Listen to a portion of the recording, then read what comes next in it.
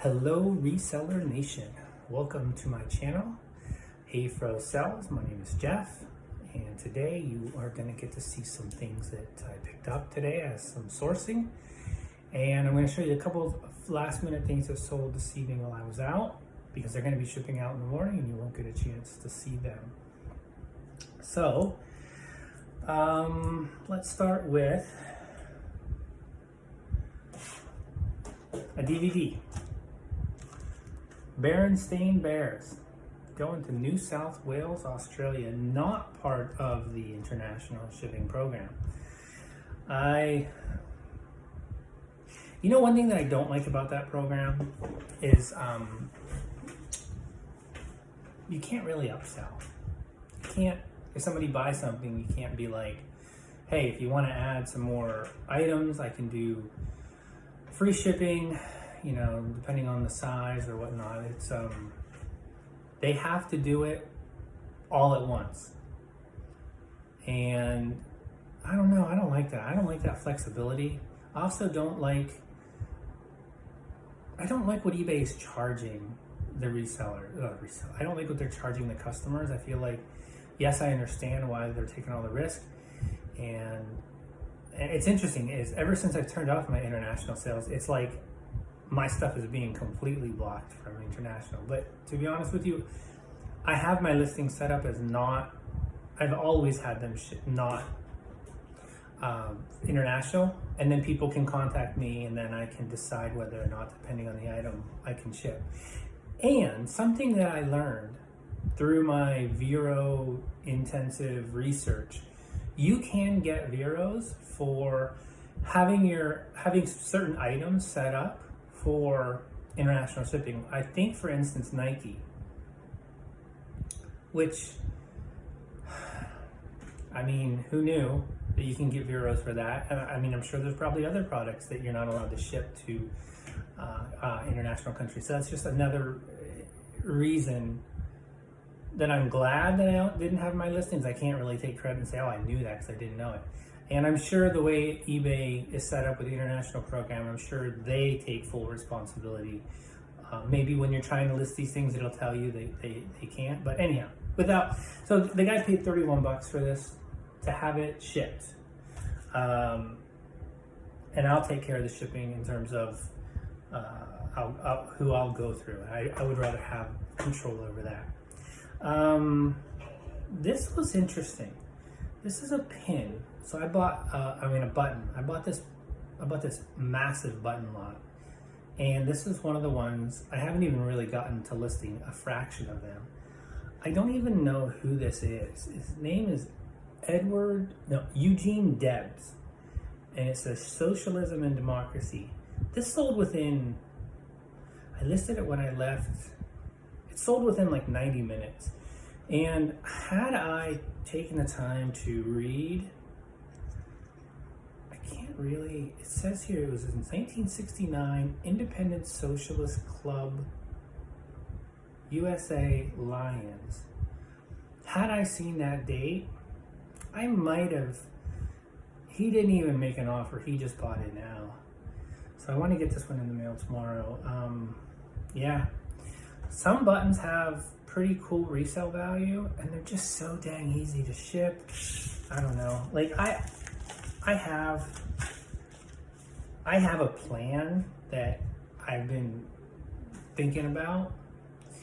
I have 2 stores, 8,000 total listings, and I think like 10 years from now, or maybe sooner, I wouldn't mind having a store with just like pins, buttons, patches, smalls, like small items. But you have to have a lot of them. I mean, you'd have to have a lot of them. Probably like, your store would have to be like 50,000, I think, or more, who knows? I don't know. But I want to continue to fill my store with smalls like that, especially with shipping and handling continuing to go up. It's just, it's something to think about in terms of when you're sourcing. I mean, it's now becoming more of an issue of what we buy and what we don't buy. Sorry about that. This was a cool sale. This is a poster. It's from 1985. It's an Art Deco piece. The name on it is Nagel, the book.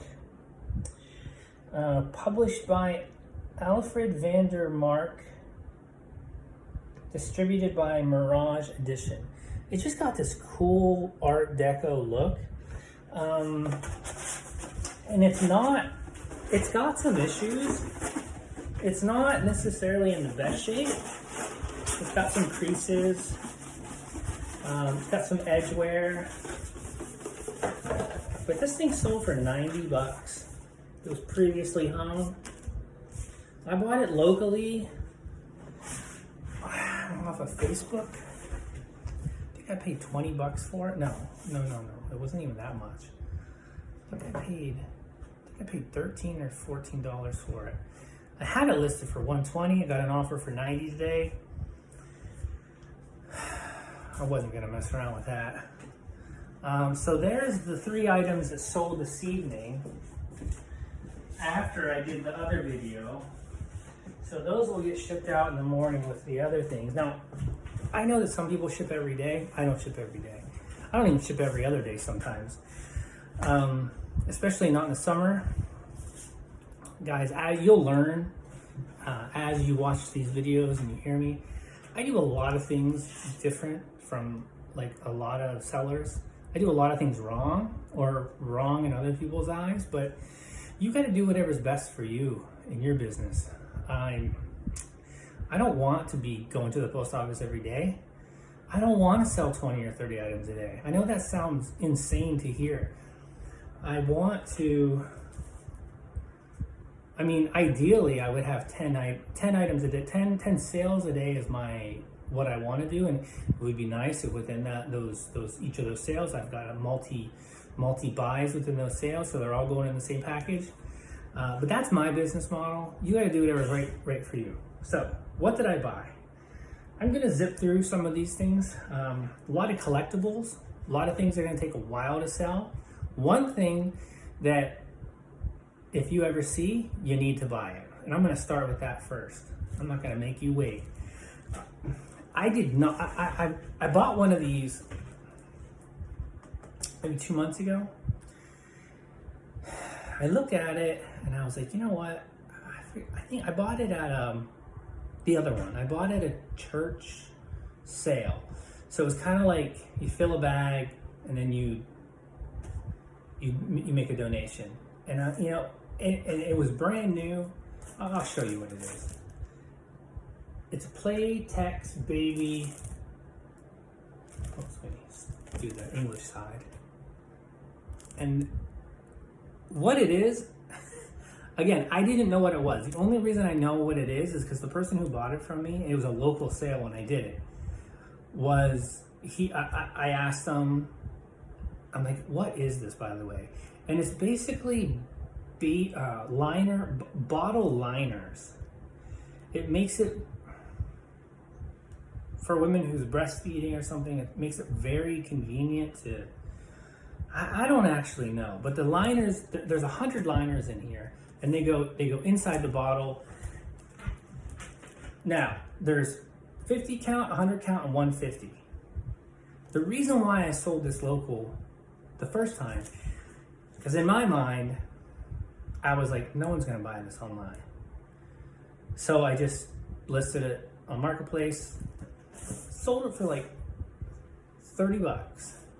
I was like more than happy because that was more than I paid for the entire bag of the stuff that I got at the church sale. So like, okay, that's a bit of a win.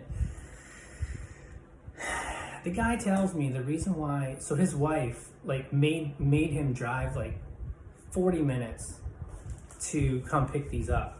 And he's like, yeah, he's like, my wife, he's like, she's nuts about these things. And I'm like, well, what's so special about these things? He's like, well, they're discontinued.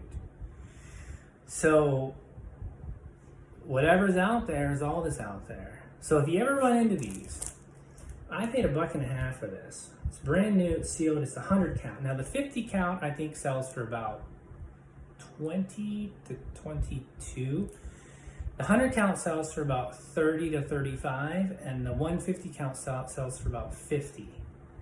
So it's just, now I know to list them a little higher, and depending on the weight, I think this is going to be under a pound. If it's over a pound, then I am going to sell it local, and I'll probably end up selling to that same girl.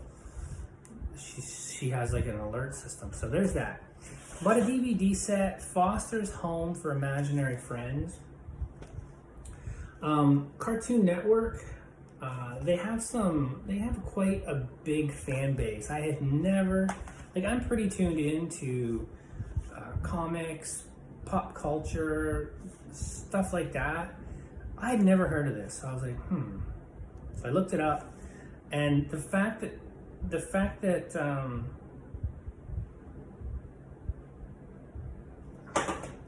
they had both DVDs there. Yeah, season 1. Okay, sorry, I was so confused. They both said season 1, but the wrong slipcase was on it. So because they were season 1 and season 2, I think these will probably sell. I paid $4 for these. They'll probably sell around 30, 35. So yeah. I bought some manga at the same thrift store. I paid about 75 cents each for these. Now, this is something you probably pass up, but I like to buy things like this. They're actually foreign mangas. So I don't actually even know what these are. I'll have to do a little bit of research. I have really decent luck selling these things, and I don't know if it's because I'm like one of the few people who actually takes the time to list foreign manga. In the absence of multiple listings, multiple books out there for sale, I mean, yours becomes pretty attractive. And you know, I have a really good luck selling regular manga, and some of it is highly collectible, like highly. You'll be surprised, and you'll see examples of that if you continue to watch this channel. This is cool. I just couldn't pass this up. This was only like $1.50. It's just this little shot glass. It says Nicaragua on it, but it's hand painted. Like, it is just simply gorgeous. Somebody is gonna wanna buy this. That's my thoughts. I like it. I showed my wife and she wanted to keep it. Bought some stuff off of a Facebook Marketplace ad for Emily the Strange. Now, I showed you a wallet that sold the other day. This has some condition issues. There's something wrong with the zipper. I picked up basically this bag and this watch. The watch it works, it just needs a new battery. Emily the Strange it's a character, I believe that must have been late 90s or early 2000s. But I only know about this character because my daughter was really, my oldest daughter was really into this at the time. And there's quite, sorry, I'm just looking at it. There's quite a popular fan base, or there's a lot of fans for this stuff. Like, anytime I get anything, it doesn't even have to be perfect. I remember I bought a wallet, still had the tags on it, but somehow it was cut, like as if it was like a utility knife or something. It's still sold, like, for a premium. A couple more things. You probably would pass this up in a store, but some Bible Jehovah Witness cassette tapes. Sing praises to Jehovah. You know, about that and Kingdom Melodies. I'll probably pair them up. I'm not going to open them because every time I do, they keep falling out. But some of these things, like, you can't get. I don't know if this is the case with these, but the reason why it might behoove you to, if you see something like this, run a comp. I ran some comps. These seem to sell. I mean, probably not too often, but you find that right buyer. I wouldn't be surprised to see these things go for 40 or 50 bucks. I paid $3 for the pair.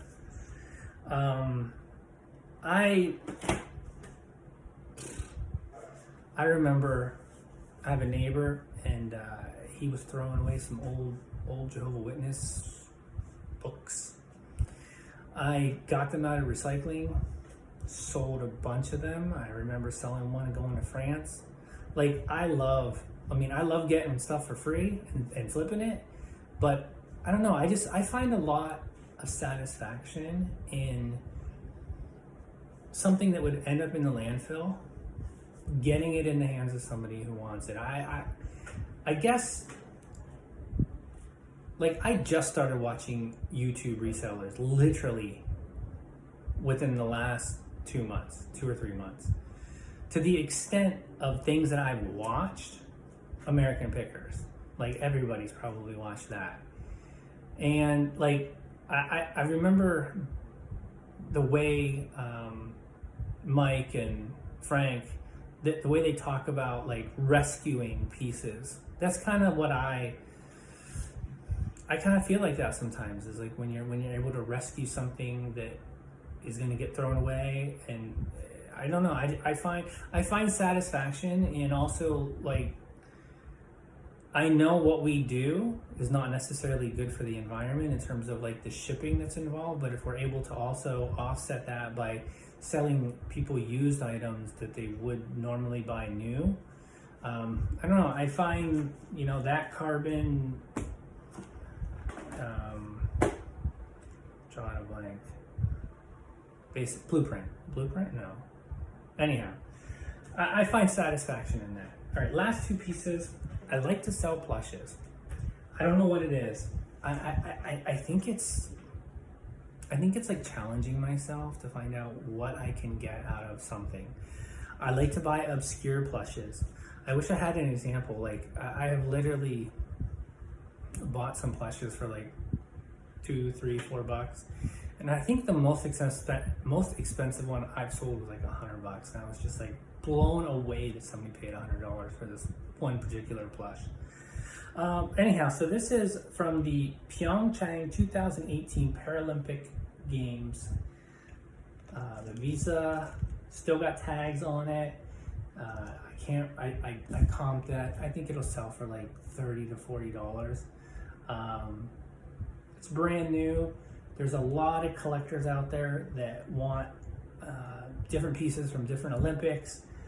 And yeah, I think I had bought some other ones, I think in one of my haul videos earlier this week too. Like, I don't know, I just I like to pick up new, like, and I like finding them when they're new with tags. Now obviously it's not new, but I mean, there's nothing wrong with this. This looks like the day it came out. And then the last one is this duck. This is from the PIYO franchise. I keep finding these. I swear, I have like, these things are so freaking cute. Look at that. Come on. Who's not gonna want that? Still has the tags on it. And this is from 1991. Like, this blows my mind. This is 35 years old. And it looks,